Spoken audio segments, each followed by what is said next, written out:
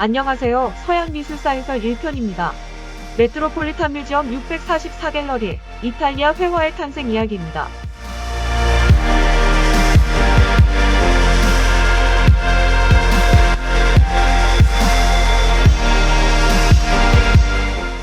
유럽 회화실 1250년에서 1800년까지 구역을 일부로 하여 전시품 소개는 전에 다 완료하였고요. 이제 해설편을 시작합니다.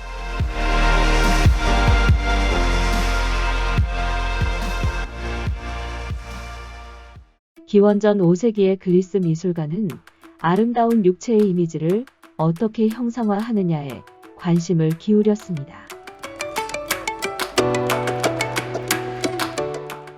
동유럽은 미술 양식들이 수천 년 동안 지속되었습니다.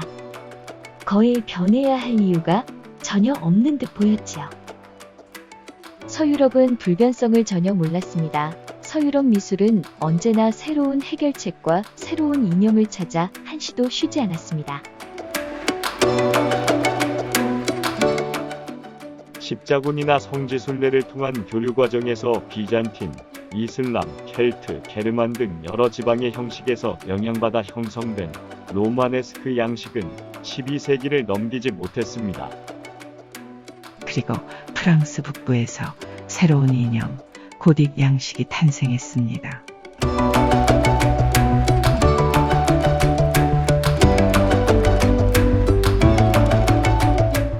고딕 양식 미술가들은 교회의 조각 성상들을 하나하나 살아있는 듯이 묘사했습니다. 옷주름의 흐름도 육체가 살아있다는 것을 암시해주고 있었죠.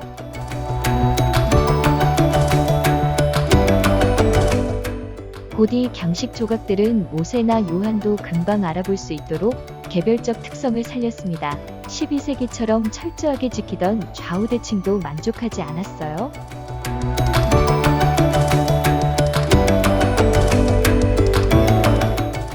이탈리아 도시들은 비잔틴 제국과 밀접한 접촉을 유지하고 있었습니다.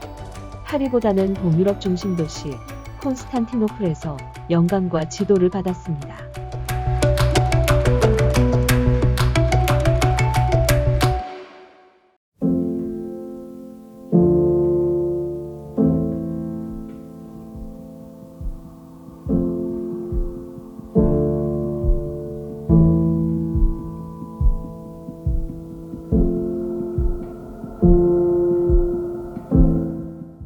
미술 양식의 흐름에 대하여 알아보겠습니다.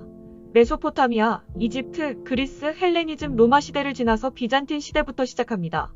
비잔틴 시대는 4세기부터 15세기 초까지 천여 년간 오래 지속된 시대였죠.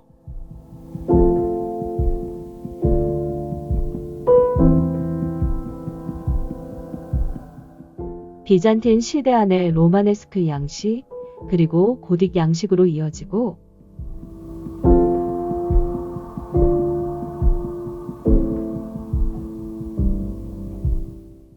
유명한 르네상스로 꽃을 피웁니다.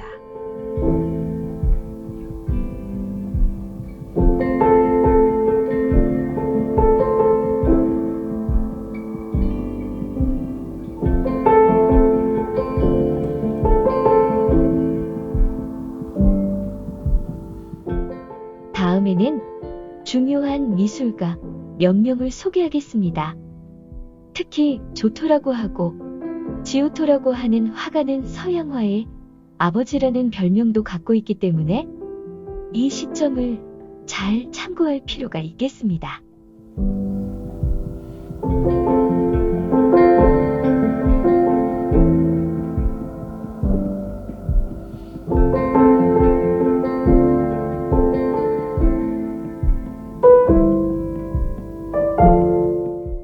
다음은 곰브리치 서양미술사의 목록으로 시대적 특성을 살펴보겠습니다.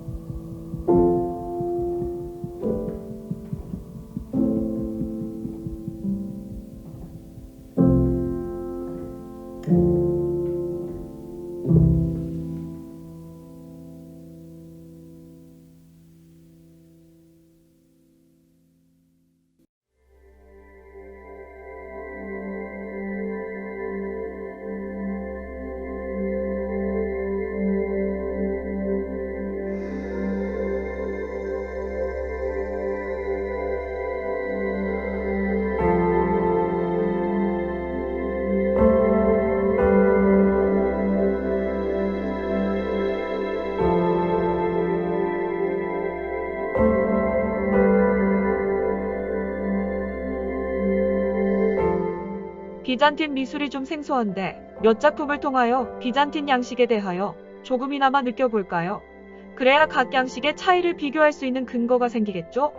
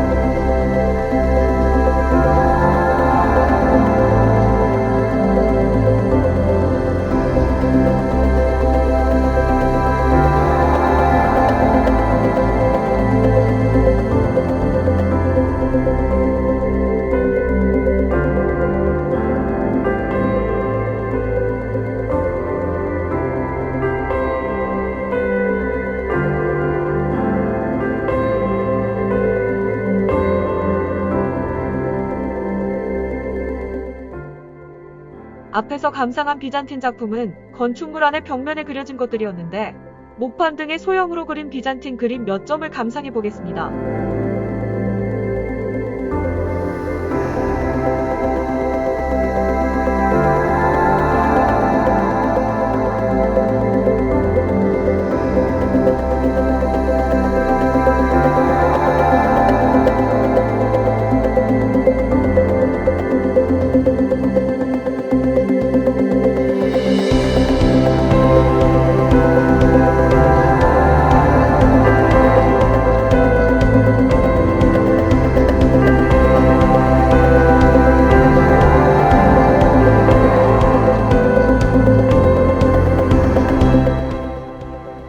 제일 신기한 것이 무릎 부분에 튀어나온 지점을 중심으로 방사선 퍼지듯이 표현하는 것이 그 당시의 일반적인 표현 규칙이었을까요?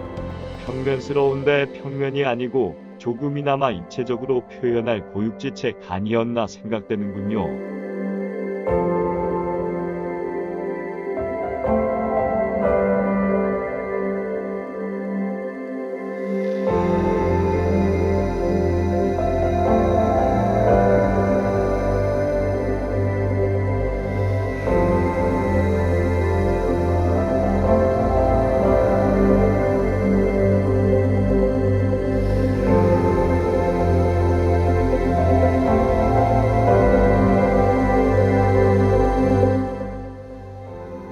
재미있죠?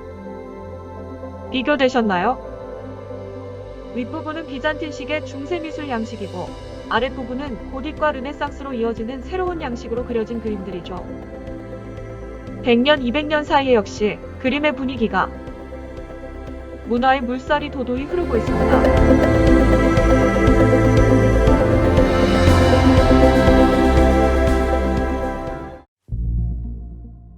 여러 이론이 있지만 로마 제국이 게르만족 반달족 등의 북방 민족에게 침략당하여 멸망한 후와 다시 부활한 르네상스 사이를 중간시대 중세라 하지요.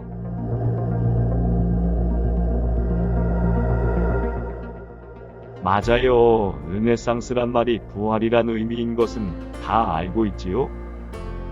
경계선이 칼로 자르듯이 분명한 것은 없지만 중세시대와 르네상스 이후의 시대가 어떤 차이가 있을까요?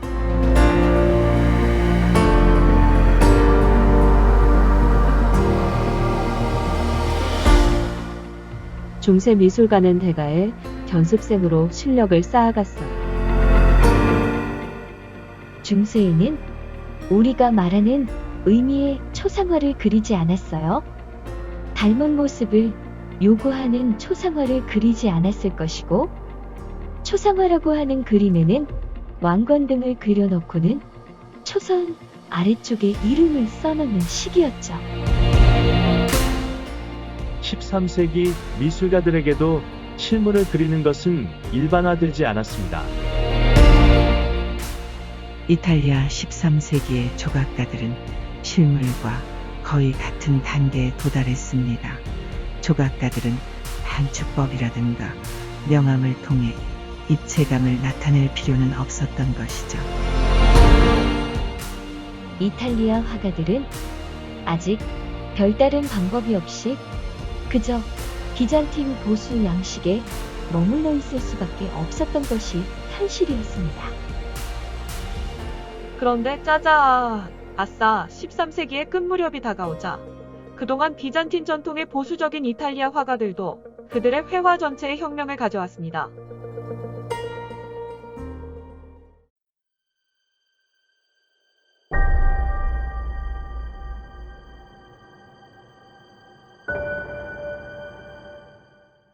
지오토라고도 하는 이탈리아의 조토가 환조 조각 같은 회화를 만들어내어서 많은 사람들을 놀라게 했지요. 모든 사람들 모두 의심과 경악으로 자기 손으로 직접 만져보려 한 것이 당연했겠지요. 이게 뭐 조각 아닌가요? 예, 조각이 아니라 그림이라는 것이 놀랍죠. 회화의 차원이 완전히 달라진 거죠. 조토가 가장 중요하게 생각한 것이 실제감이었습니다. 조토의 이 그림이 발표된 이 시점 1310년경이 서양화에서 대단히 중요한 아니 제일 중요한 기준이 됩니다. 어찌 말하면 조토 이전과 조토 이후로 구분할 수 있는 겁니다. 그래서 조토를 서양화의 아버지라 하는군요.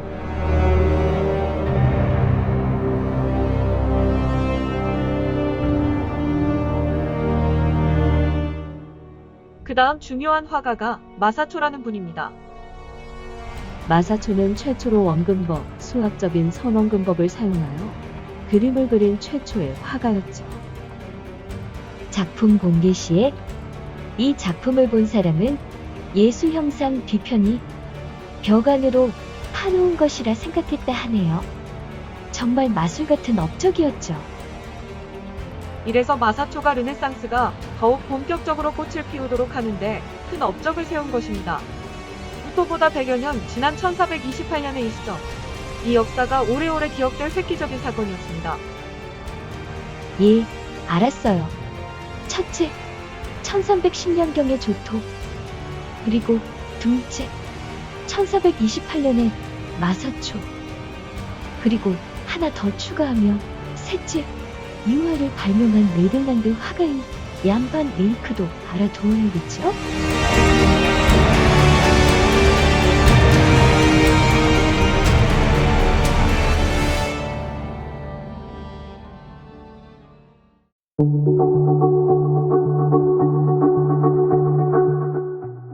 고딕 초기에는 수도원과 귀족들의 성에서 예술 활동을 하였죠. 그러나 14세기경에 안락, 유행, 사치가 있는 도시로 미술가들이 이동하였습니다. 권력자의 궁전에서 활동하게 되는 사례가 늘게 되죠. 14세기 말에는 유럽 전체 국제고딕 양식이 유행합니다. 고딕 화가들이 유럽 이곳저곳으로 옮겨 다니면서 활동하게 돼요. 별로 지역 탓과 텃세도 없이 서로 자유롭게 교류하며 다녀서 국제 양식이라 했지요. 국제 고딕 양식은 보편적으로 밝고 화려하고 정교하고 장식적인 특성이 있어서 유럽 귀족들에게 보편적으로 인기가 있던 그림들이 유행하게 됩니다. 대체로 금빛이 번쩍번쩍한 게 많아요. 이 당시 고딕 화가들은 비로소 스케치북을 사용하기 시작하죠. 희귀하고 아름다운 동식물들의 세부 묘사가 충실한 스케치를 비축해 두었다가 필요한 그림에 과시적으로 그림 속에 등장시키는 거죠. 그 세부 묘사가 중요했어요. 수요자들이 미술가를 평가하는 잣대로도 인식되었죠. 그래서 이 시대 그림들을 보면 금빛이 번쩍이거나 감탄할 만한 옷의 무늬, 바닥이나 어디나 작은 식물이나 돌멩이까지도 아주 정교하고 치밀하게 그린 세부 묘사를 감상하게 됩니다. 그게 화가의 실력을 뽐내는 역할도 하게 되고 인정도 받고 인기가 있는 거죠. 로마 제국과 르네상스 사이를 중간 시대라는 말을 주려 중세라고 했지요. 이탈리아인들은 로마 제국 때 문화 번영을 그리워했는데 드디어 그 문화가 부활, 재생, 재활하게 되어 르네상스라는 말에 혁신이 일어났습니다. 브루넬레스키가 제기한 원근법의 원리를 바탕으로 마사초가 선원근법을 사용한 최초의 그림을 그리는 영광을 차지했습니다. 르네상스 발전에 큰 기여를 한 것이죠. 르네상스는 주제가 갖는 의미를 보는 사람이 보다 친근하게 이해할 수 있도록 하자는 의욕이 강했습니다. 르네상스 시원은 실제로 지오토부터라고 하더군요. 르네상스는 단테와 조토의 출생지인 피렌체에서 시작되어 전 유럽으로 퍼지게 됩니다.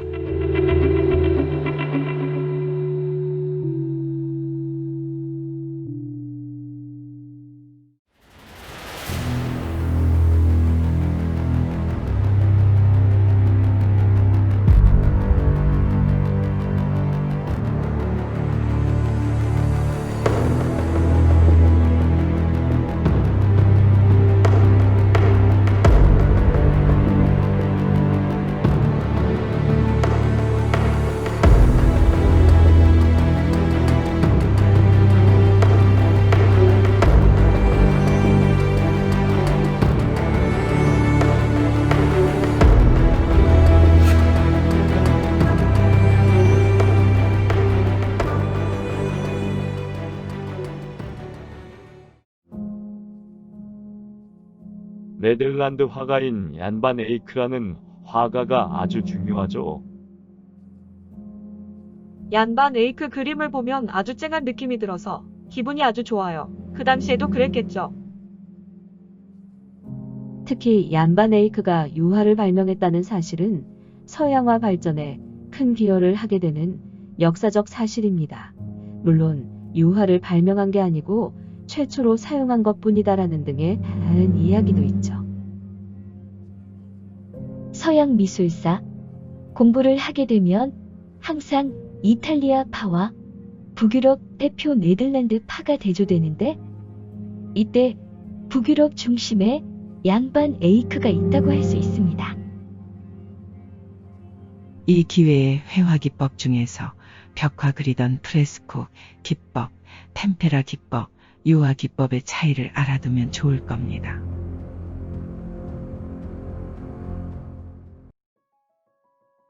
지금 이 시대의 회화에 대하여 이야기하자면 우선 두 틀을 비교하는 것이 중요하겠습니다. 무엇일까요? 첫째는 비잔틴과 로마네스크를 합한 축, 그리고 둘째는 그에 대한 상대 축으로서 고딕 양식, 다음 세 번째는 고딕을 뛰어넘는 도전, 이렇게 세 축으로 대조해보는 것이 필요하리라 봅니다. 그러면 비잔틴과 로마네스크를 아주 간단히 알아볼까요? 비잔틴 미술은 틀에 박힌 엄격성의 준수가 특징입니다. 그렇다면 다음 시대는 이 엄격성을 제거하려는 미술가의 노력이 이루어지겠지요? 로마네스크는 건축의 중심으로 태어난 양식이기 때문에 회화 부분에서는 별다른 특징을 이야기하기가 어려운 실정이에요. 단지 로마네스크 시대의 회화를 보면 자연의 형태 모방에 관심이 없다, 사실성이 없다, 그리고 그림도 글을 전달하는 부차적인 수단인 듯한 거예요. 아무튼 로마네스크 그림이라고 딱히 이야기할 것은 성경 필사본에 담긴 그림이라 하겠어요? 결국 로마네스크 쪽에서는 앞으로의 화가들이 자연의 모방, 즉 사실성에 관심을 가질 것이고 그림 자체가 독립적으로 입지할 것으로 변해갈 것 같군요. 고딕 시대는 이제 형상을 실감나게 보이도록 하기 위한 노력이 이루어지면서 자연을 관찰하게 되지요. 고딕 시대 회화는 감상자가 기독교적 감동과 교화를 받도록, 그러기 위해서는 그림의 표현 내용이 신빙성을 갖도록 하여 나아가 기독교 교리 등의 전할 내용을 효과적으로 전달하는 방식에 집중하게 됩니다. 이제 비잔틴과 로마네스크는 물론이고 고딕의 양식에서도 뛰어넘어 르네상스로 안내할 혁신적인 인물이 태어나게 됩니다. 누구일까요? 서양화의 아버지라 하는 조토입니다.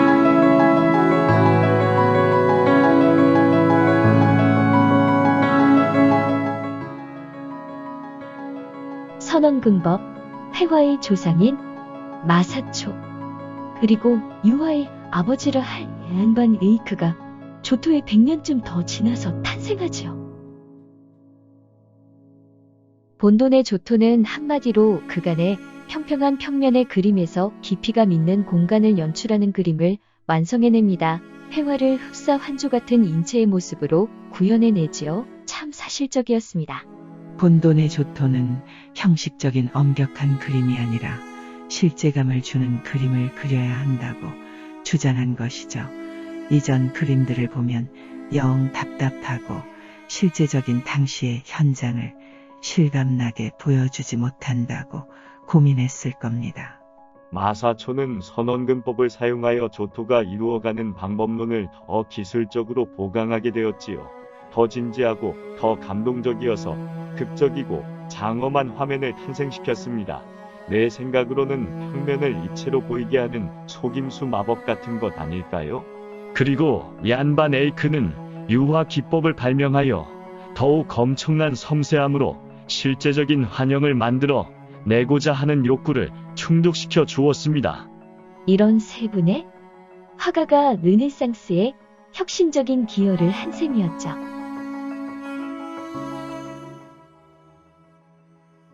지금까지 서양 미술사 기본에 대하여 준비운동했어요. 이제 메트로폴리탄 뮤지엄 첫 번째 방 644갤러리로 들어가 보실게요.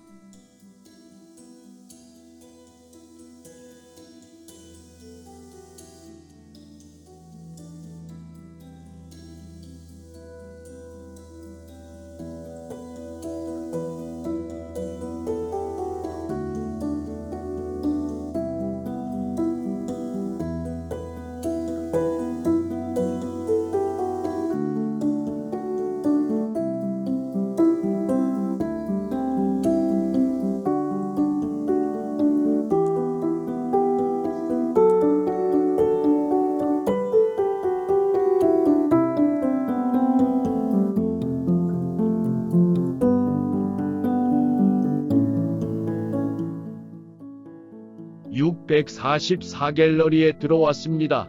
644갤러리 관람한 순서대로 모든 작품들을 축소하여 배열해 놓았어요. 한눈으로 보았을 때 어떤 느낌을 받으셨나요? 저는 금색이 아주 많다는 것을 느꼈어요. 거의 대부분이 황금색 배경이네요. 배경의 금박을 많이 사용하였군요. 저는 기독교 관련 그림이 아주 많다고 보았어요. 동감이에요. 12세기부터 15세기까지는 기독교 작품이 대부분인 것 같아요. 그만큼 유럽 사회가 기독교 중심 사회라는 것을 알 수 있겠지요. 연대 순서로 정렬해 볼까요? 윗줄 왼쪽부터 오른쪽으로 작품 제작 연도 순서입니다. 윗줄 왼쪽 제일 이른 작품과 아랫줄 오른쪽 끝에 제일 낮은 작품을 비교해 보세요.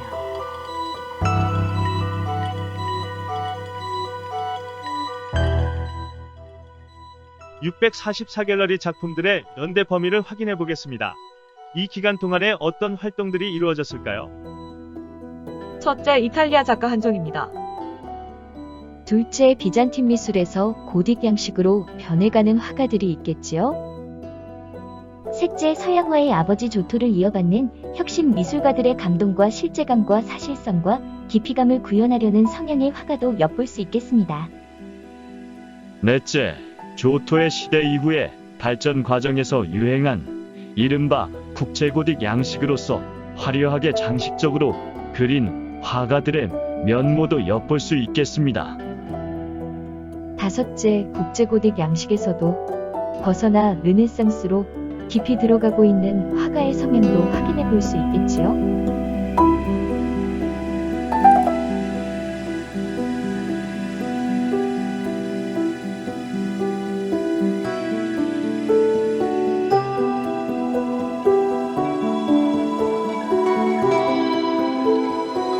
베를린기에로 이탈리아 화가 13세기 전반 토스카나 지방을 중심으로 활약했어요. 전형적인 비잔틴 양식에다 이탈리아 요소가 가미된 작품이라 할 수 있죠. 황금색 배경과 인물 머리 위의 원형 후광을 확인해 보아요. 성모 마리아의 긴 손가락, 코와 목이 과장되어 있으며 아직 어색한 면이 남아있군요. 비잔틴 양식에다가 좀 부족하지만 기본적인 음영과 초보적인 옷주름이 아주 조금은 살짝 자연스럽게 표현되기 시작되고 있군요.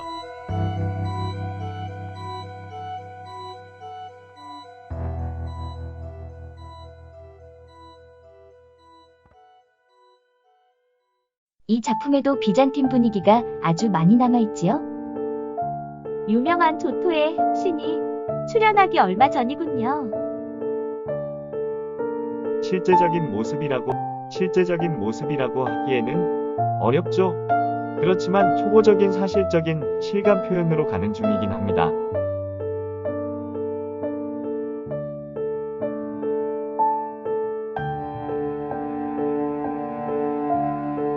(1315년이면) 서양화의 아버지로 일컬어지는 조토 직전으로 왔군요.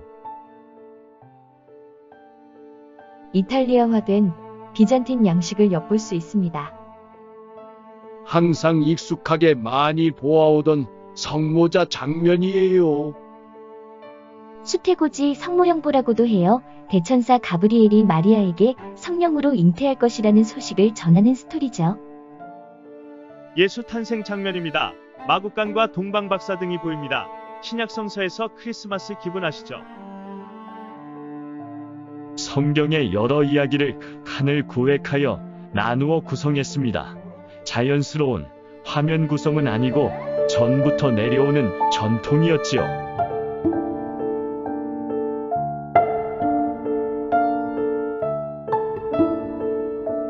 드디어 서양화의 아버지 본돈의 조토를 만나는군요. 조토를 발단으로 해서 이제 진정한 서양화가 시작되고 르네상스도 여기에서 싹이 트고 하죠. 작품 주제의 그 당시에 현장에 대한 실제의 장면을 무대처럼 자연스럽게 실감나게 느끼도록 연출하여 신자들이 감흥을 불러 일으키게 구성하고 있는 혁신적인 진보입니다. 이제 회화의 세계에서 중세 양식을 벗어나 실감나는 사실성과 입체감 등에 눈뜨게 됩니다.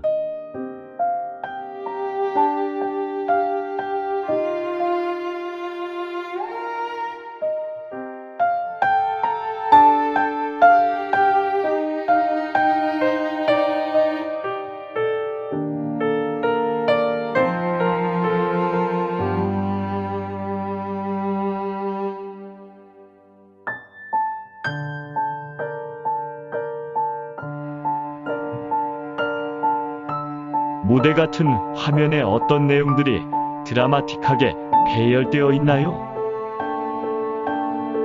형태의 구체적이고 실제적인 세부 묘사를 느껴보세요.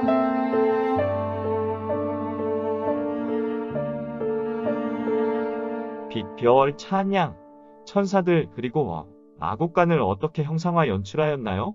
화가 조토의 의도를 꿰뚫어 보세요.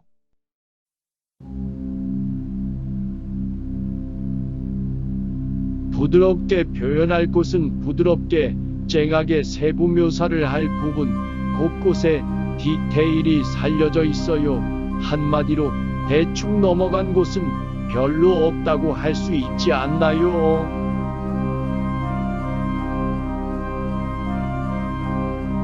옆모습이 나타내기 어려운데 실제적인 모습으로 수염이 참 그럴듯하군요. 염소들 매일 하는 소리가 들리는 것 같아요. 벗어놓은 모자 형태도 구체적이군요. 아기 예수 뒤편으로 소환하기에 부유가 보이는데 마구간이 정말 실감나죠? 성모 마리아의 표정, 낯선 사람들이 아기 예수를 나눠들고 그러니까 염려스러운가 봐요. 조토의 의도, 그 당시 베들레헴 마곡간에서 예수 탄생한 것을 신자들의 지식으로는 알고 있지만 그 당시 실제적인 모습과 분위기를 그대로 우리에게 전달해주기 위한 것, 여러분들은 같이 공감하셨나요?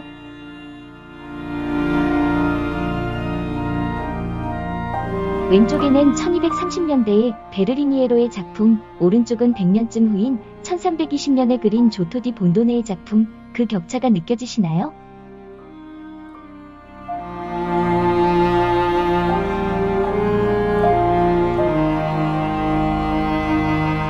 가톨릭 서민들의 장면을 그린 작품들도 인기가 있었습니다.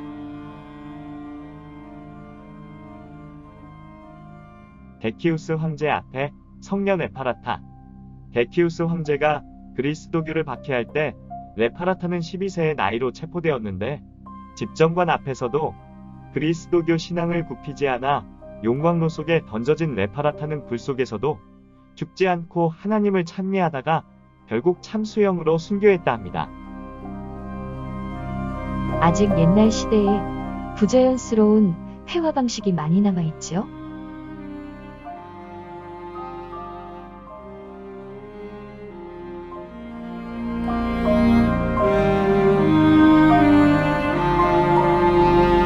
기독교 회화 소재로서 초상화 형식의 성인도 많이 다루었습니다.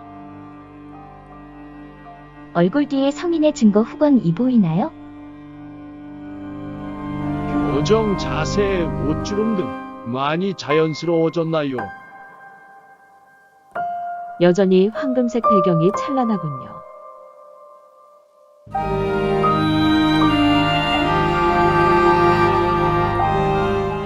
이 그림들의 주제는 모두 무엇인가요? 주제가 다른 작품을 하나만 고른다면 어느 작품인가요?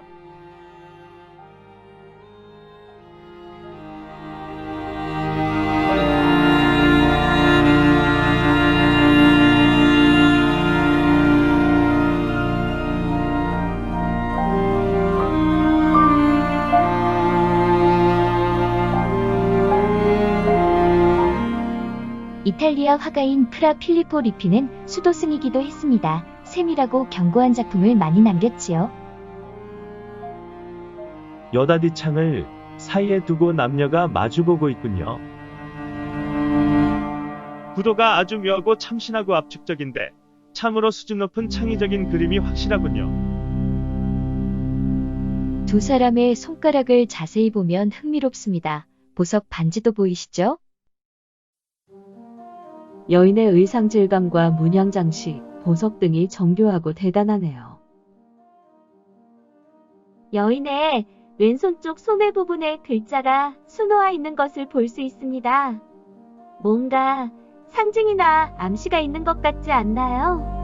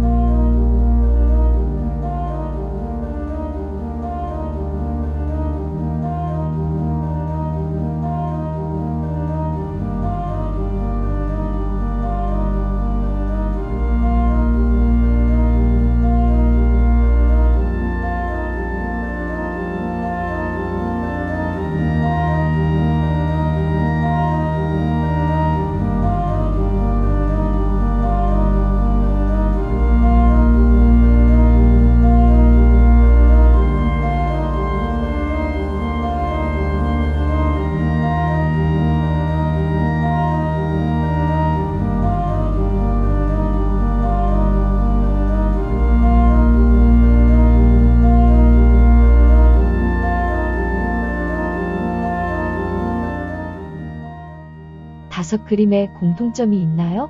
무엇이라 할까요? 제가 자신있게 말하면 성모자도입니다. 다섯 성모자 그림을 연대 순서대로 배열했는데 어떤 공통점을 발견할 수 있나요? 묘하게도 대부분 성모의 머리 모양과 방향, 아기 예수의 포즈 등이 너무 판박이 같지 않나요? 저는 제일 오른쪽 성모의 정면을 향하고 있는 특징이 나타났다는 것을 알 수 있습니다. 가운데 성모자 상은 아까도 감상했지만 아래쪽에 두 장면을 별도로 그려 넣는 조합식 형식을 취했어요. 저는 액자도 가지가지구나 하고 알았습니다. 네 번째 고딕 건축 같은 액자가 고딕 시대의 상징 아닐까요? 하단에도 성인이라 보이는 형태가 작게 표현되어 있습니다.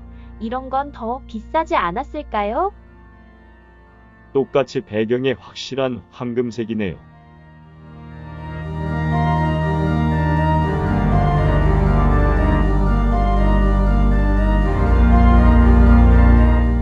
좀 색다른 그리고 많이 색다른 성모자상 두 작품을 감상해볼까요? 왼쪽 성모자상은 1420년 작품이네요. 매우 장식성이 높은 성모자상이군요.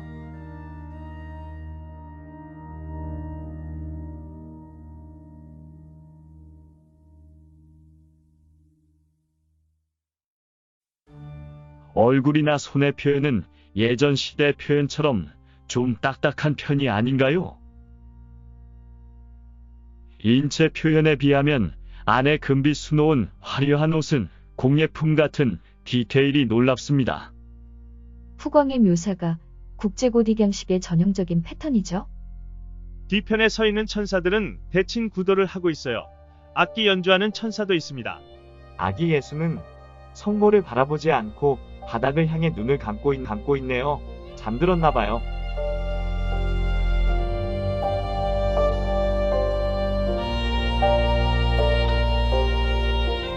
성모의 가운과 깔개에도 무늬를 치밀하게 전면적으로 꽉 채워 배열해 놓았습니다.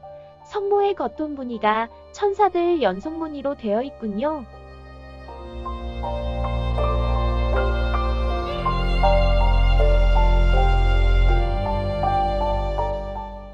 풀밭에 풀꽃이 꼼꼼하게 그려져 바닥에 꽉 차 있습니다. 국제고딕 양식에서 땅바닥에 풀꽃을 세밀화로 그리는 것이 일반적인 스타일이었습니다. 또한 기독교 성화에서는 성모의 순결을 상징하는 것도 있다고 읽은 적이 있는 것 같은데 맞는지 모르겠군요.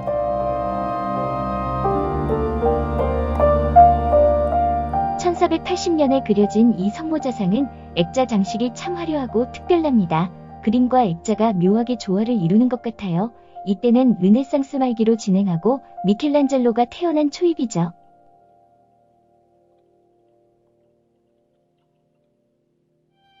사과인지 오이인지 매달려 있는데 무슨 상징과 관계 있을까요? 성모의 얼굴은 근심 어린 창백함과 뭔가 불길한 기운을 느낀 것 같기도 하고 신비스럽군요. 성모의 얼굴이 인형 같지요? 머리 장식도 참 생소한데 신비스러운 느낌을 주네요. 이 그림의 특징은 엄청날 정도로 세밀하다는 것인데요. 트롱프레유 기법이라는 용어가 있군요. 트롱프레유라는 용어는 언뜻 보기에 현실로 착각하게 하는 효과를 가진 세밀한 그림이라는 뜻인데요. 속임수 그림이란 의미도 있답니다. 세밀한 디테일이 놀랍기만 하네요. 사과는 대표적인 죄악의 상징이죠. 오이는 무슨 상징인지 모르겠는데 분명 특별한 의미가 있겠지요? 아기 예수의 표정도 뭔가 의미심장한데요? 배경에는 위로 쭉쭉 뻗은 나무 숲으로 채워져 있고 작은 인물도 있습니다. 배경의 수직 나무들의 풍경도 뭔가 상징성을 갖고 있을 것 같아요. 아기 예수가 안고 있는 새가 어떤 새일까요? 성령의 비둘기는 아니겠고 혹시 화려한 바물새라면 그리스도 순환의 상징이죠. 앞으로 올 그리스도 순환을 예고하는 건가요? 아기 예수의 발밑에 있는 쿠션은 고대부터 쿠션이 삶과 죽음을 상징하는 것이기 때문에 무언가의 예언 십자가에 매달리실 것을 상징한다는 이야기도 있습니다. 파리도 죄악의 상징입니다. 난간에 갈라진 균열도 뭔가 불길하게 느껴지는데 의휴 신비한 것 투성이의 그림입니다.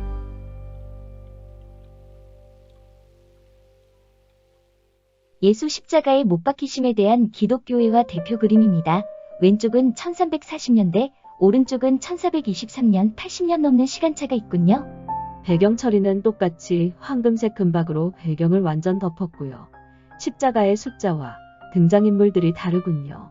십자가에 못 박히시는 장면에서는 일반적으로 십자가 밑에 성모 마리아와 사도 요한이 필수적이고 그 외에 막달라 마리아나 다른 인물들이 함께 있기도 하죠. 확대하여 세부를 살펴보겠습니다. 얼굴들이 모두 같은 느낌이 드는군요.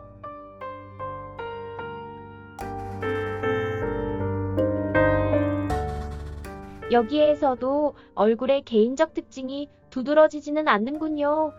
아직도 이 그림들에는 개인적 인물에 대한 특징이나 성격의 묘사에는 미치지 못하고 기독교 스토리에만 집중한 것 같습니다.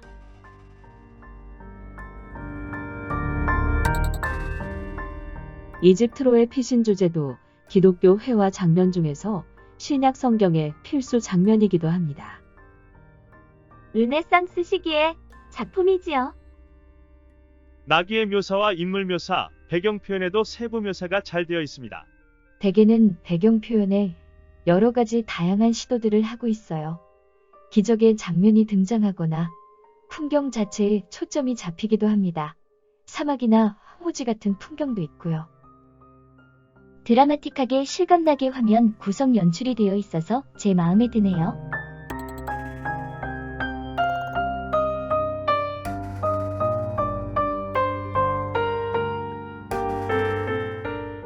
이집트 피신 장면에서는 아기 예수와 성모 마리아 그리고 요셉이 인도하고 있지요. 나귀는 가장 비천한 동물로서 겸손을 상징하기도 한다 합니다.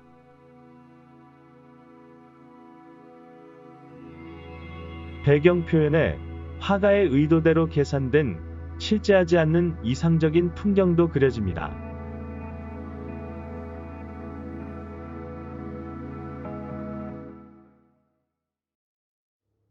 구약 성경을 바탕으로 한 기독교 회화입니다. 시리즈 4점을 조합해 전시해 놓고 있습니다. 상징을 하나씩 갖고 있으니 답을 맞추어 보세요.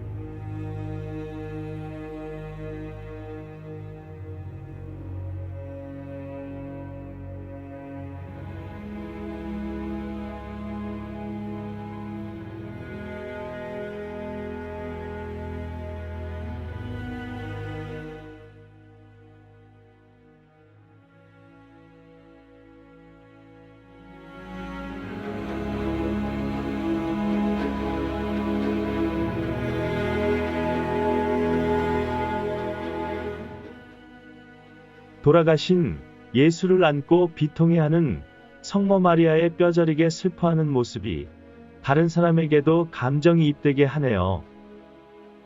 르네상스 후반기의 작품답습니다. 예수, 성모 마리아, 사도 요한, 막달라 마리아. 각각의 인물 표정이 아주 압권이지요. 눈물, 그리고 입의 표정. 예수의 상처를 찾아보세요. 손의 표정, 여인 피부에 핏줄이 어떻게 이렇게 실감날 수 있을까요? 난간과 벽의 대리석 극사실 묘사, 그리고 난간에 얹어져 있는 예수의 손이 그림 밖으로 나온 것 같은 착각을 일으키네요. 극적인 연출, 세부 묘사가 감탄할 만하죠.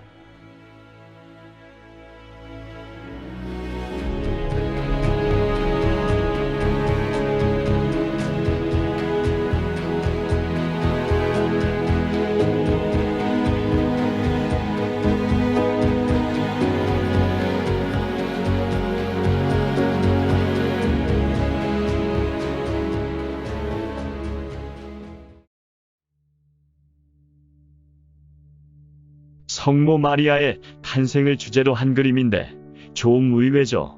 주변의 일상사를 세밀하게 객관적으로 무심하게 펼쳐 보여주고 있군요. 이게 연출의 힘이죠. 교회 재단에 설치하는 여러 폭 중의 하나인 작품입니다. 세트가 되는 다른 작품은 보스턴 박물관에 있대요. 로마 건축의 화려함과 정밀함을 충분히 느낄 수 있지요. 건축 구조 장식의 섬세한 표현으로 건축 공부하게 되네요. 전경의 큰 인물들과 뒤로 멀리 펼쳐지는 작은 인물들까지 다양한 행위와 동작을 발견하는 재미가 있어요. 사냥한 동물을 집으로 갖고 들어가는 사람, 서로 인사하는 전면의 귀부인들. 그 당시의 생활상을 타임머신 타고 가서 감상하게 되네요. 좌측 상단에 짚푸른 하늘에 줄지어 나는 철새들을 확인해보세요. 멋지게 주름지어 흐르는 세련된 의상이 귀족적인 화려함을 보여줍니다. 탄생한 아기 성모는 어디에 있을까요? 화가가 교묘하게 숨은 그림 찾게 하네요. 마리아는 조산사에게 목욕을 받고 있군요. 멋진 연극 무대 장치와 세련된 명배우들이 각각의 역할을 태연스럽게 뽐내고 있습니다.